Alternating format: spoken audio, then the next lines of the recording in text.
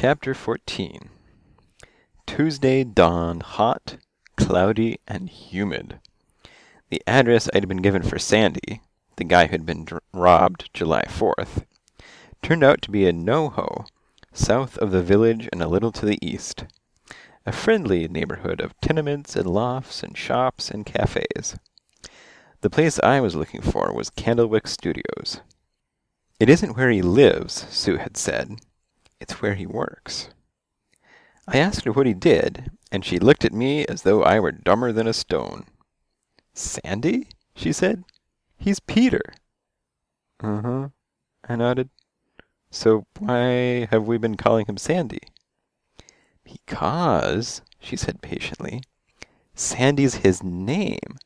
But you asked me what he does, and what he does is Peter." I continued to look blank. "He's an actor!" she exploded. "He's Peter!" It dawned. "You mean Peter the Picky Eater?" "Hooray!" she said, applauding. "Sometimes you're slow, but you eventually arrive." Peter the Picky Eater, as everyone who's smarter than a rock garden knows, is the star of a series of cat slop commercials. Peter turns his nose up at warm roasted chicken, at solid white tuna, at tender strips of calf's liver gently cooked with bacon, even boned Dover sole. What he goes for is cat slop, a food so disgusting, so entirely repellent, it looks like it was something pre-eaten by a goat and rejected into a can. On the other hand, pretending to like it pays well. Sandy apparently supported his family, kept them in a glitzy Fifth Avenue condo with a lot of toys and treats.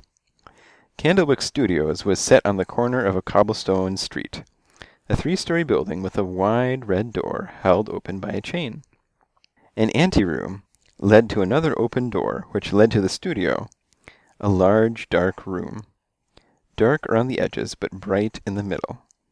A battery of lights, about 10,000 watts, was focused on an elegant dining room full of candlesticks and flowers.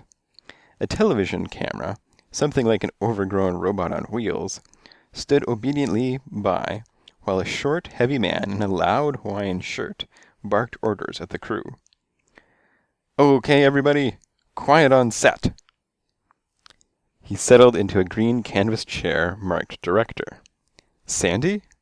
We're ready for Sandy and the shrimp." A woman came in and put a large plate of shrimp in the center of the table. "Okay, where's Sandy?" "He's coming," said a voice as a green-eyed, sandy-haired, rugged-looking cat hurtled neatly to the table where he sprawled, looking bored.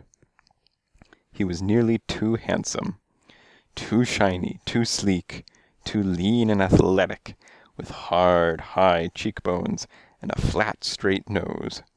He was one of those guys who gets his picture on greeting cards and calendars, I thought. A real lady killer, too. "Sandy?"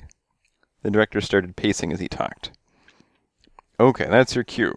When she calls you for supper, I want you to lie there just the way you are, with your eyes closed tight. Then you open one eye, look up at her darkly as though to say, 'Lady, forget it with the fish,' and then yawn, close the eye. Get it? Okay, everybody, let's roll." A woman rushed up to the camera with a board. "Cat slop," it said. "Scene 2, take 1."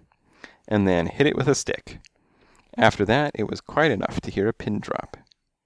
From somewhere, in the shadows, a soft, crooning voice said, "Peterkins, supper." Sandy was perfect. He opened one eye, looked meanly at the shadow, appeared to show a desperate contempt for the shrimp, yawned, closed the eye. "That's a print," someone said. The director said, "Cut. Okay. That's a print." The lights went out. "Coffee break," he said, and everyone headed for a table at the back. Sandy yawned lazily and rose from the tablecloth, stretched like he was posing for a fashion magazine, and then pounced on the shrimp. I moved up beside him. Nice going, I said. He looked at me. Tell me you're not a reporter. Easy, I told him. I'm not a reporter. I explained who I was and exactly what I wanted. Oh yeah, July 4th, he said, chomping on a shrimp. Little dude cleaned us out. He gestured at the dinner bowl. Have some, he said. You want some catnip or something? I'm working, I told him. Tough, he said. Huh? I mean, you work like a dog, a little burglar takes it all. He take anything from you?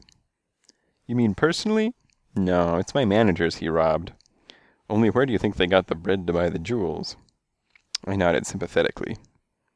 Cat slop, he said. With the world the way it is, you gotta eat a lot of cat slop just to get by. Do you? I said. I mean, actually eat it? He looked at me and grinned.